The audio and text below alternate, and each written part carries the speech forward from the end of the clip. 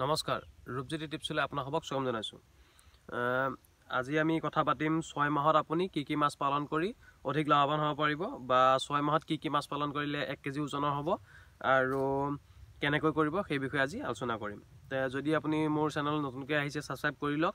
মই বিভিন্ন ধৰণৰ মাছৰ ৰিলেটেড ভিডিঅ' বনাই থাকোঁ আৰু দুই এটা খেতি ৰিলেটেড ভিডিঅ' বনাইছোঁ, আগলৈকো বনাই থাকিম আৰু সাবস্ক্ৰাইব কৰি বেল আইকনটো দবাই ল'ব।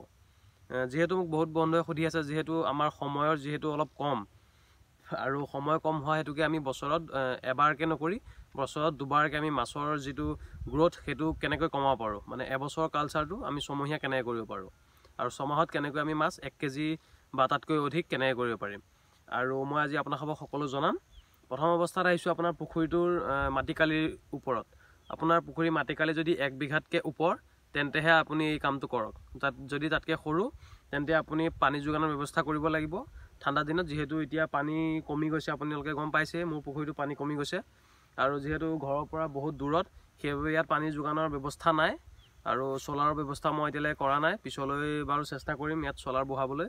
আৰু আপোনালোকৰ যদি কৰিছে চলাৰ চিষ্টেম ব্যৱস্থাটো কৰি ল'ব আৰু যদি ঘৰৰ ওচৰত হয় তেন্তে ঠাণ্ডা দিনত পানীৰ ব্যৱস্থাটো কৰিবই। প্ৰথম অৱস্থাত আহিছোঁ আপুনি কি মাছ এৰিব আৰু কিমান সাইজৰ এৰিব। আপুনি যদি ছমহীয়া কালচাৰ কৰিব বিচাৰে তেন্তে মাছৰ পোনাটো 100 গ্ৰামৰ ওপৰৰ হ'ব লাগিব।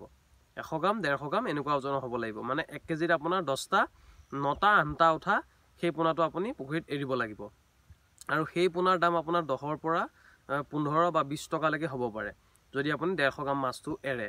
আৰু সেই পোনাটো আপুনি যিটো ইয়াৰলিং পোনা থাকে, মানে এই বছৰৰ পোনাটো ৰাখি দিছে আৰু ডিচেম্বৰ নৱেম্বৰলৈকে মাছটো ৰাখি দিয়ে, সৰু মাছটো অলপ ডাঙৰ কৰি লয়। সেই মাছটো আপোনাৰ জানুৱাৰী মাহত মাছ নাপায়, ফেব্ৰুৱাৰী আৰু মাৰ্চত এৰি দিয়ে। সেই পোনাটো আপুনি এৰিব লাগিব। আৰু যিটো আমি বৰ্তমান এই পুখুৰীবিলাকত এৰোঁ সেইটো হ'ল নতুন পোনা, জানুৱাৰীত বনাই ফেব্ৰুৱাৰী মাৰ্চলৈ এৰিব পৰা হয়। আৰু এইটো হ'ল ইয়াৰলিং পোনা, মই যিটো কথা কৈছোঁ সেইটো আপোনাৰ পিছৰ বছৰৰ পোনাটো নেক্সট বছৰৰ কাৰণে থৈ দিয়ে। সেই পোনাটো আপুনি পালন কৰিব লাগিব যদি আপুনি ছমহীয়া কালচাৰ কৰিব বিচাৰে।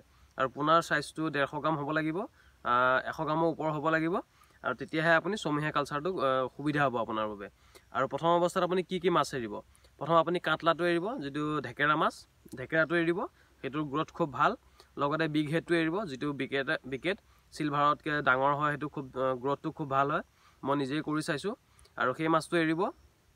আৰু আপুনি এৰিব গ্ৰাছ কাপৰ গ্ৰোথো খুব ভাল আৰু চিলভাৰো অলপ ৰাখিব আৰু ৰৌ মিৰিকাও তেনেকৈ ৰাখিব। আৰু মাছৰ চাইজটো আপুনি মনত ৰাখিব 100 গ্ৰাম 150 গ্ৰাম থাকিব লাগিব।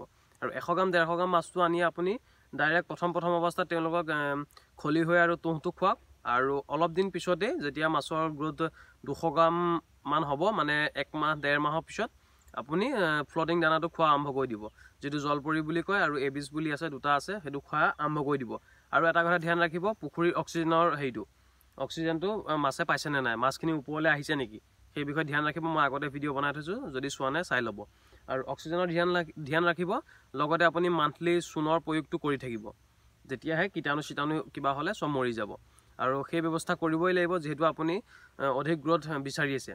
সেইবাবে পুখুৰীৰ পানীটো মেইনটেইন ৰাখিব যাতে পানীটো কমিব নাপায়। যিমানটো পানী প্ৰথম অৱস্থাত আছিলে সিমানটো পানী আপুনি ঠাণ্ডা দিনলৈকে নৱেম্বৰ ডিচেম্বৰলৈকে ৰখাৰ যত্ন কৰিব। আৰু আপুনি যদি ফেব্ৰুৱাৰী মাৰ্চত এৰে, মাৰ্চ এপ্ৰিল মে জুন জুলাই আগষ্ট মানত আপুনি মাছ বেচিব পৰা হৈ যাব। ছমাহত আপোনাৰ মাছৰ গ্ৰোথ 800 গ্ৰাম 900 গ্ৰাম 1 কেজিলৈকে হৈ যাব, আপুনি যদি ফ্লটিং দানাটো যদি খুৱায় নিয়মিতভাৱে। আৰু মাছৰ দানাটো গোটেইখিনি ইউজ হৈছে নাই সেইটো ধ্যান ৰাখিব। ৰাতিপুৱা একবাৰ দানা দিলে আৰু আবেলি এবাৰ দানা দিব, তেনেকুৱাকৈ ৰাখিব। যিটো জলপৰি সেইটো দিব আৰু তুঁহ আৰু খলি হয়তো খুটা পুতি দিব যাতে মাছে ভোক লাগিলে নিজে গৈ খাব পাৰে, সেইটো কৰিব। আৰু লগতে আপুনি কমন কাৰ্প মাছটো যিহেতু গ্ৰোথটো কম সেইবাবে মই সেইটো কোৱা নাই।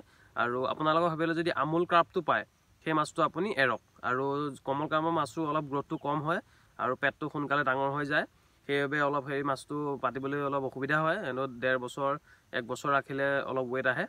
আৰু আপুনি কি এৰিব মনত ৰাখিব, ঢেকেৰা মাছ, গ্ৰাছ কাপ, আকৌ চিলভাৰ, আৰু লগতে আপুনি ৰৌ মিৰিকা ৰাখিব যিহেতু ৰৌ মিৰিকাৰ চাহিদা আছে বজাৰত। আৰু সেই মাছৰ গ্ৰোথটো খুব ভাল হয় যদি খুৱাই, আহাৰ খুৱায়। মই আগতে ভিডিঅ' বনাই থৈছোঁ, মোৰ ইয়াতে সৰু পুখুৰীটোতে ৰৌ গ্ৰোথ খুব ভাল হৈছে।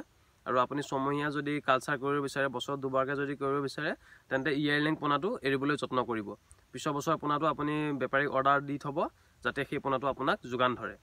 আৰু আৰু পানীটো মেইনটেইনৰ কথা ক'লোৱে, পানীটো মেইনটেইন কৰি ৰাখিব আৰু দানাটো নিয়মিতভাৱে খুৱাই থাকিব, চূণটো মান্থলি দি থাকিব, আপোনাৰ গ্ৰ'থ নিশ্চিতভাৱে হ'ব। আজিৰ ভিডিঅ'টোত ইমানেই, আগলৈকো মই ভিডিঅ' এনেকৈ বনাই থাকিম। আৰু ভিডিঅ'টো ভাল লাগিলে লাইক কৰিব আৰু আপোনাৰ প্ৰশ্ন থাকিলে কমেণ্ট কৰি মোক সোধক, মই যিমান পাৰোঁ আপোনাক সহায় কৰিম। আৰু যিসকল বন্ধুবোৰে মোলৈ ফোন কৰিছে তেওঁলোককো মই ধন্যবাদ দিছোঁ আৰু মই যিমানখিনি জানো তেওঁলোকক বুজাইছোঁ। ভিডিঅ'টো চোৱাৰ বাবে ধন্যবাদ। আপোনাৰ দিনটো শুভ হওক।